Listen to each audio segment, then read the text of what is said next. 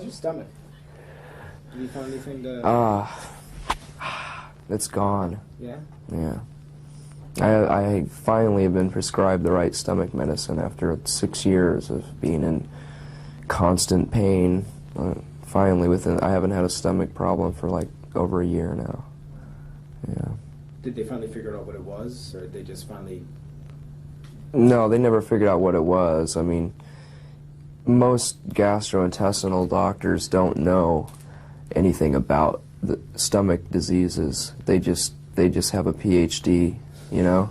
They get paid a lot of money for pretending and prescribing you different drugs, and it's a total scam as far as I'm concerned, because I've been going to doctors for 6 years, and I've tried every drug available except for this one last one that's brand new, and it finally worked. And it can't be what do you call that? I mean, it isn't. Placebo?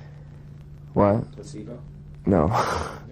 No, it can't be. It isn't a specific stomach ailment. It doesn't have a name or anything. It wasn't a matter of finding out what disease I had. It's just, you know, it's psychosomatic. It's part of my nervous system, and it's part of, you know, there are millions of people all over the world who have irritable bowel syndrome, and that's the common term that all doctors call a stomach problem, and they just say, oh, you have irritable bowel syndrome, but I can't fix it, you know. I don't have anything to fix it, but, you know, there's just a variety of ulcer medicines that can slow down ulcers, you know, and eventually heal them. But I didn't have an ulcer. I just had a red irritation in my stomach, you know. But I was in pain. I mean, I was in pain for so long that I didn't care if I was in a band. I didn't care if I was alive, you know. And it just so happened that I came to that conclusion at a time when my band became really popular, you know. I mean, it had been going on and building up for so many years that I was, you know, suicidal. I mean, I just didn't want to live. So I just thought, if I'm going to die, if I'm going to kill myself, I should take some drugs, you know. May as well become a junkie, because I felt like a junkie every day, you know. You know, waking up starving, forcing myself to eat, you know, barfing it back up. It's like, you know, just imagine trying to eat your 3 meals a day and just concentrating and just crying at times, just like, I'm in pain all the time, you know. And being on tour was a lot worse too, you know. It made it even worse. So. When did they? How long have you not been in pain? What was it? I know you just said it, like in Europe. When did they find the medicine that took care of it? About a year ago. That's good. Yeah.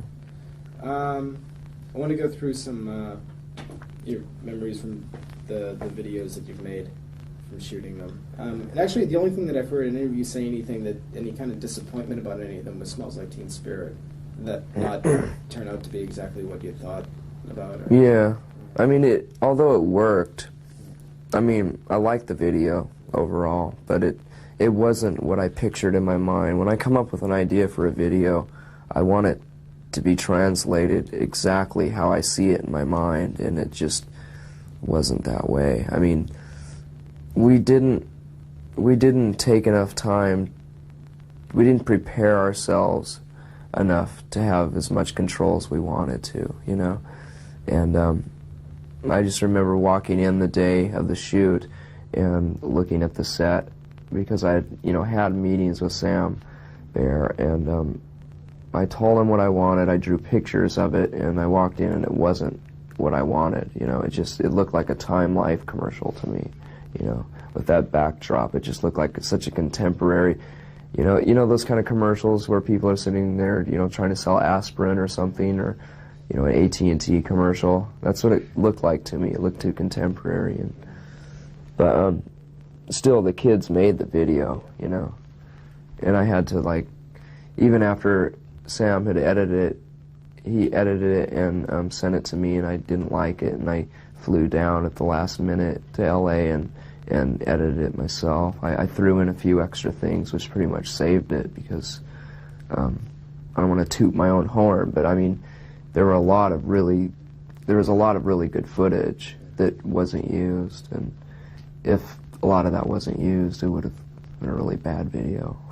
More crowd stuff, you mean, and the kids going crazy? Yeah, there wasn't really a lot of that, and most of the stuff that was used looked really contrived. There was no spontaneity in it, so I just threw all the spontaneous parts in.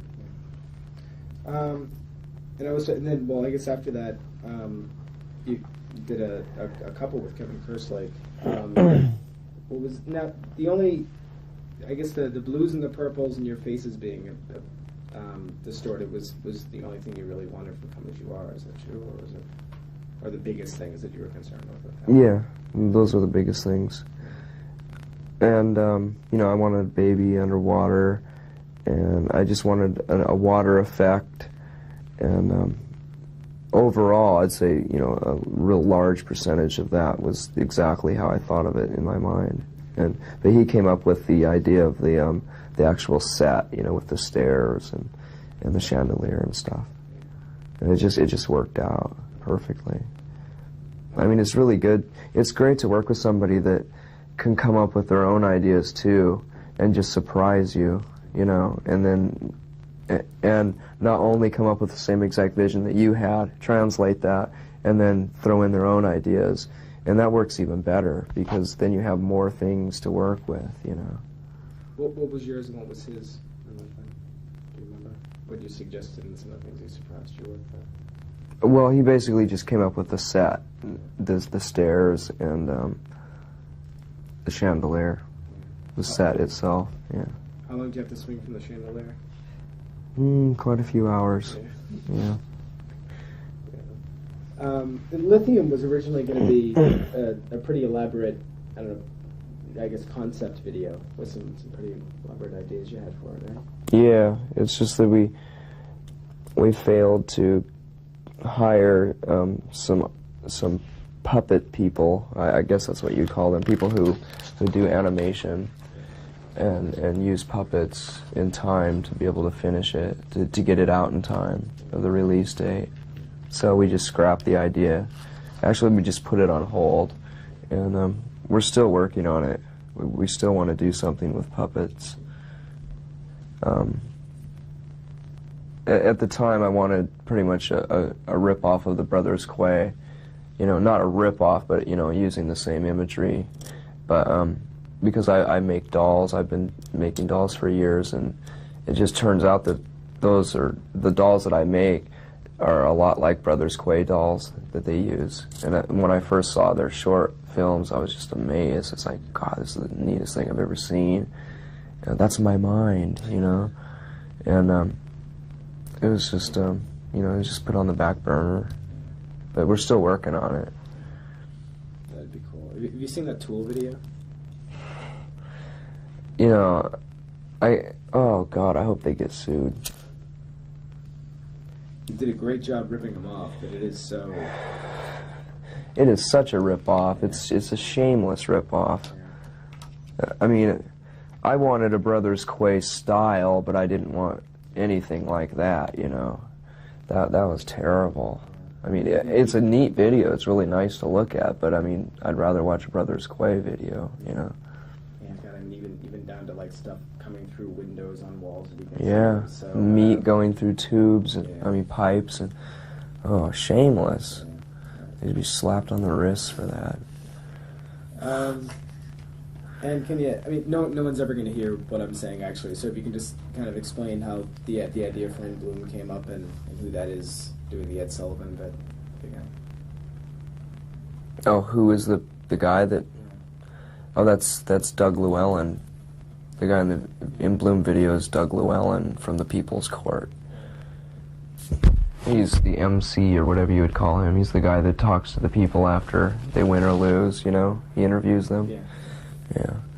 Yeah. It was my idea to come up with that. I thought I want to do a video that's either from I wanted something that looked like it was off of live television from the late 50s or early 60s, and I thought the best way to do it, instead of trying to reproduce that effect with new film, I thought I asked Kevin, are those kinescope cameras still available? And he said, yeah, we can get them in Hollywood. You can get anything in Hollywood. So it just worked out perfectly. I didn't think we'd ever be able to actually find those kind of cameras, but we did.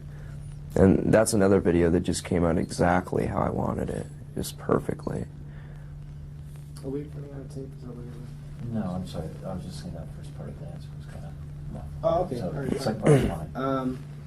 Was there the other thing the thing that struck me the most about it the first time I saw it was some film I've seen of when Elvis was in a lot of trouble for his pelvic thrusting, and when they shot him just from the waist up, and then he went on to Ed Sullivan, and Ed pulled him aside and said, "This is a perfectly nice fella," you know, and all that, and all of a sudden his problems were over and he was okay. Was that sort of in line with what was going on with you guys? With the three perfectly nice, clean-cut young men? No, I don't remember ever seeing that Elvis thing, but I think, God, what was the story about that? I think it was just that I was talking to Kevin about it, and I said that I would like him to say something about how nice and clean cut we are, you know, how perfect we are, because, you know, the In Bloom video came out at the height of us being thought of as degenerates, you know, so, you know, we needed a lighthearted video, you know. That's why I asked. It seemed like an odd parallel to what I remember seeing from the Elvis stuff. Mm.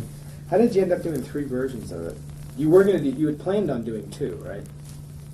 Was there a third one?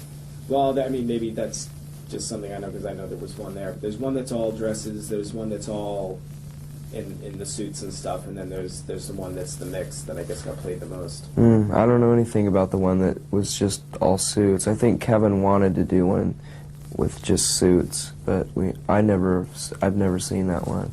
I don't know if he actually made one or not. I don't know. Because all I know about it is the one with the dresses and the one with both of them.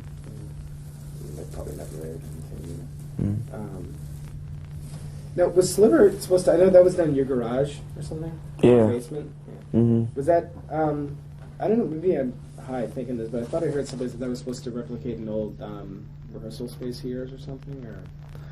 No, it turned out that it looks a lot like my old apartment in Olympia because I used I had moved all my stuff. I had my entire apartment, all the stuff from my apartment from Olympia, stored in a storage space for the last 2 years, and I brought it up to the house when we moved into Seattle last year, and I had all this stuff in the basement, and so I set everything up exactly how I had it in my apartment in Olympia.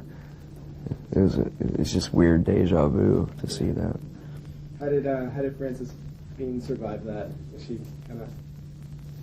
That's just trickery. That's just she wasn't right in the middle of us dancing around and throwing things. You know, we shot us dancing around and then we put her down and then like just drop paper around her, you know, and then edited it together to make it look like she was like at our feet. That just seemed like an obvious thing to do since she was there in the house and stuff. Or yeah, she was there. I was babysitting. Yeah. So, when you went to do Heart Shaped Box, did you plan on doing that with Kevin, or did you decide you wanted to go with someone else from the beginning? I'd rather not answer that. Okay, that's cool. Did you collaborate with Anton a lot on a lot of the ideas? And actually, why Anton? Well, we met him a few months before we did the video, or before we decided to do the video. He did a photo shoot for us, and he was just such a nice guy. And then I think it was a New Order video, and I wanted to work with somebody that was a photographer or an artist this time. I just wanted to make sure that the visuals were going to be really stark and vivid, you know? So that's why we chose him. I met him for like 2 minutes once. Yeah, he's great. He's a really great guy. Whose idea were the hanging fetuses and the Oregon woman and Santa on the cross and all that stuff? All of it was my idea, except for the large woman. You know, that was Anton's idea. And that was just another thing that he just threw in. You know, we didn't even talk about that. It was just, he just happened to film her one day when we weren't there. And it was incredible. I mean, it turned out so great. like I was saying before, it's really great to work with somebody who has their own ideas, you know, because and not only can you translate exactly, I mean, that video has come closer to what I've seen in my mind, what I've envisioned, you know, than any other video. I didn't think it would ever be possible to come that close, you know. It was just perfect. I think I've drained myself on video ideas. I don't even want to try to reproduce something like that again. Is it a lot of work for you? A lot of work, yeah. Oh, definitely. It's mind-boggling. It's just, I don't know, it's a really detailed medium. It's just, there's so much to it, you know, and it's so fragile. You know, you could really screw it up. Now, you're not going to make a video for all apologies. You're just going to put the unplugged. I just haven't bothered to come up with any ideas lately. I've been on tour, and I haven't been thinking of anything other than just concentrating on touring. I just don't want to bother with it right now. I don't really see the need to put out more than 1 or 2 videos for each record anymore. It's basically a waste of money because everyone knows we have a record out, you know. And if we're going to sell some more records based on the next video, then those aren't people who want to listen to our album anyhow. They bought it because of that video or that song, you know. And, you know, I just want to sell albums to people who really like us and who already know about us and already like us, you know. So, I don't see any reason for it. I actually don't want to do any more videos, but I've got a few ideas for Rate Me, and we want to release it as a single, so we might do something with that. Do you want to talk about that at all, or do you want to save that for? We'll save it. Was All Apologies going to be the next single anyway? Because that, I mean, of the unplugged stuff that I've seen, that's one of the ones that I think fits the unplugged format the best. Was that the reason for it, or were you planning on putting it out as a single anyway? No, it was going to be the next single. I don't think it was the best performance off the unplugged thing. That's just my opinion. I don't think it was that good, really. We've played that song a lot better before, but I see what you mean. It does fit. It could work really well acoustically. So you talked about how you weren't particularly crazy about the way a lot of the production ended up for Nevermind or something. Did that affect the way you went into In Utero at all? I think it had a little bit to do with that, yeah. And we just wanted to make sure that it wasn't as commercial or slick sounding. And the main reason is it had nothing to do with wanting to alienate people or, you know, it had nothing to do with that. We just wanted to make sure that we put out a record exactly how we want it. We wanted to put out a record that we would listen to at home, you know? And we don't listen to very, very many bands that are produced the way Nevermind was produced. Although it is raw by comparison, you know, to most other commercial rock records, you know. It's still, we don't listen to that kind of music. So, I mean, I really can't think of any other band besides R.A.M. that has that kind of production that I like, you know, so. Was that way? Something actually that surprised me that I didn't know that Chris said earlier is that you actually originally were thinking about Steve Albini for Nevermind. We've been thinking about Steve Albini forever. We've been wanting to have him produce us since around Bleach, actually. If we could have got him for Bleach, we would have done that. But we couldn't afford it at the time, I don't think. No, I guess that isn't the right answer. I mean, I'm sure Steve has done bands for nothing, but we just didn't think he would like us at the time or something. I don't know. The first thing that I thought of when I heard that he was producing it was just trying to think of the way you guys sound with Surfer Rosa.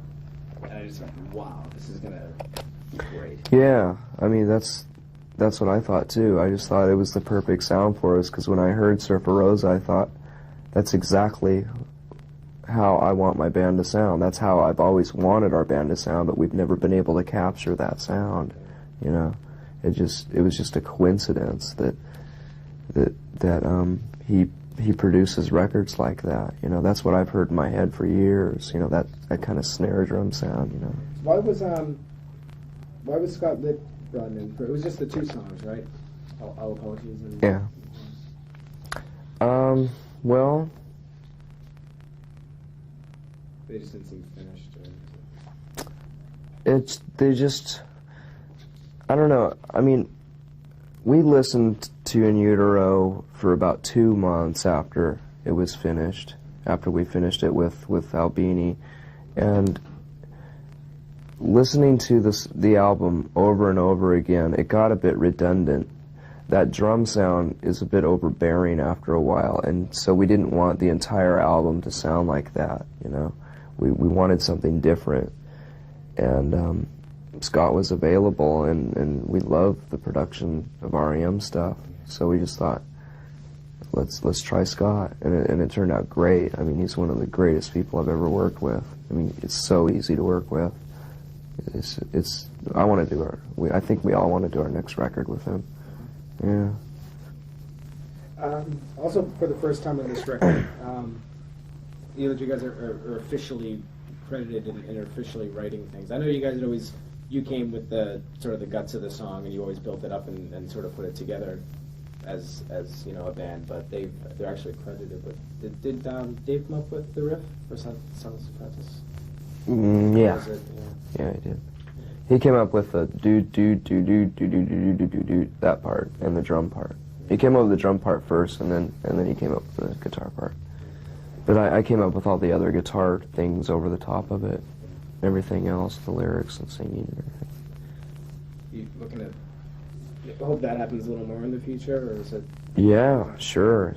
I'm open for relieving myself of any kind of songwriting. Yeah, that'd be great if Chris and Dave could write more songs.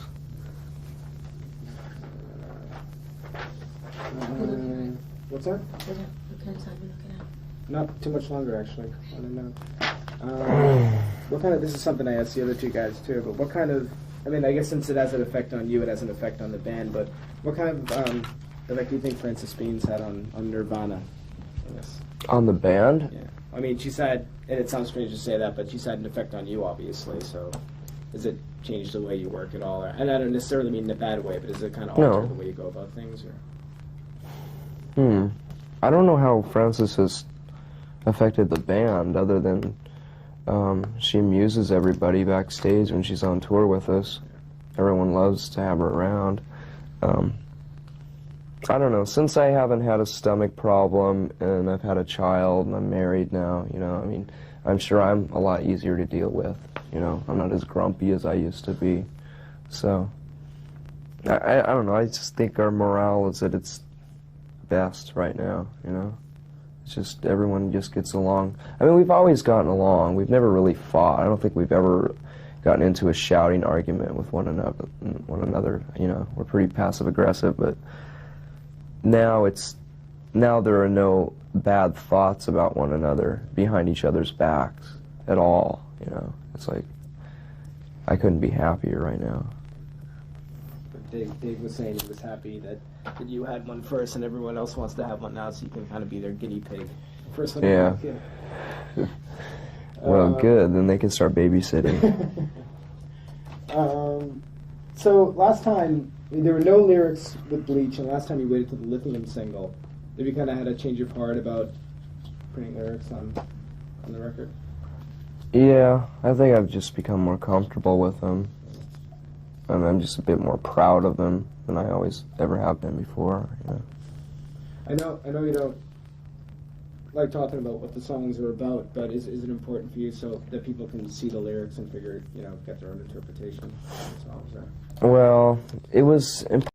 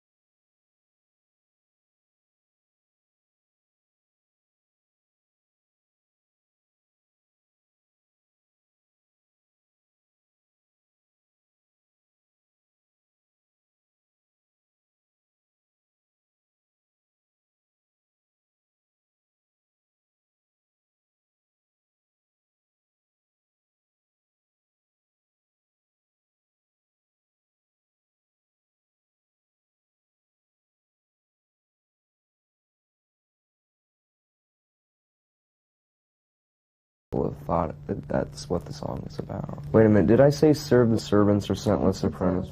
Oh, I meant to say serve the servants.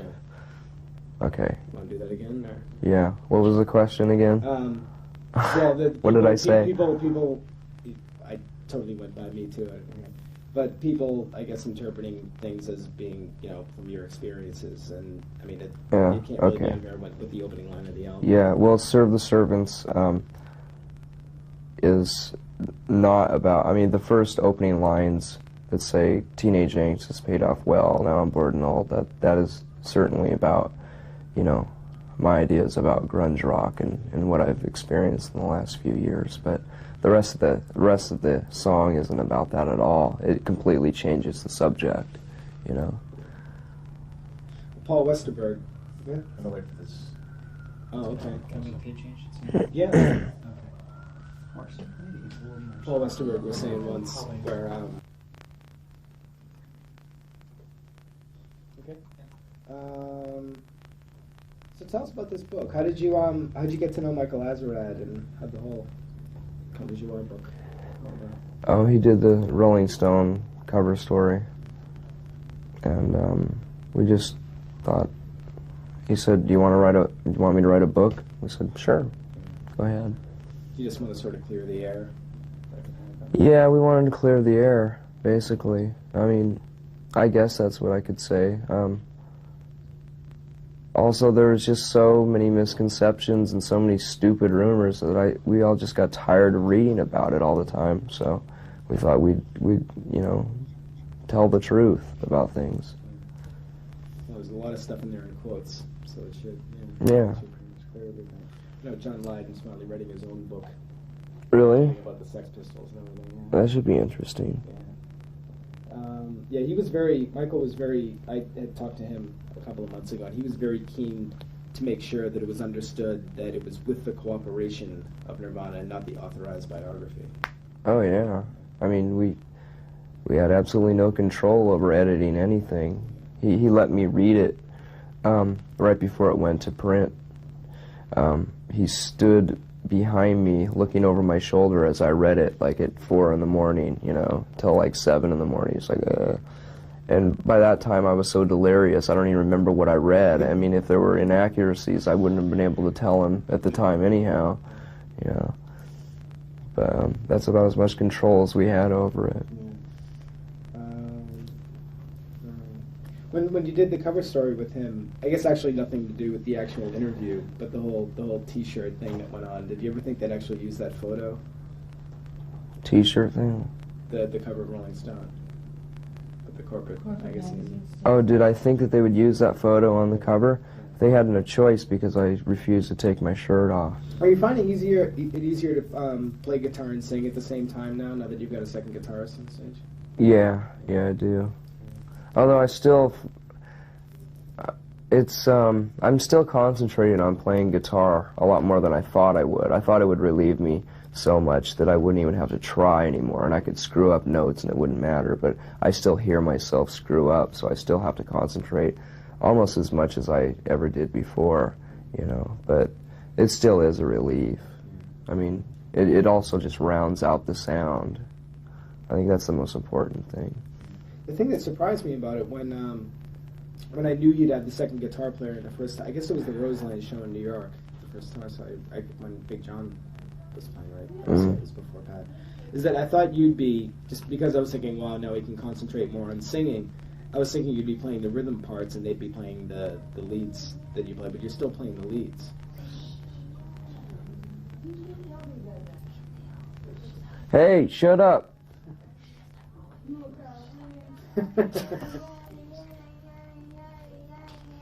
Who is that? Oh. What was the question now? I thought when I had heard about having the second guitar player, I assumed you'd stick just with simple rhythm stuff so that you could sing easier, but you're still playing the leads. Yeah, well, that's because I know the leads, and well, actually I don't.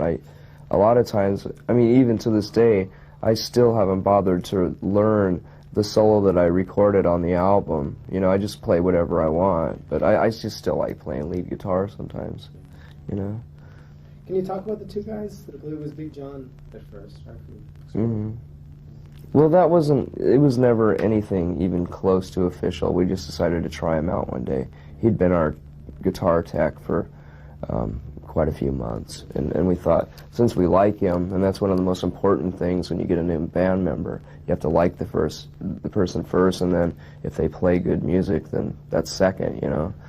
But it's just something we've been wanting for a while, you know, and it just didn't work out with John, really. I mean, he tunes guitars too good, so. And, you know, then we found ourselves without a guitar tech, so. So is Pat going to be an official member of Nirvana now then, or is he just going to tour with you? I don't know. We haven't tried to write any songs together yet. I'd like him to be, actually. I mean, he's so much fun to be around. And it's just been so great being on tour with him, you know. I'd like it to be a reality, but who knows? I think that's it. That is it. Thank you. All right, let's hit up the mic. Turn that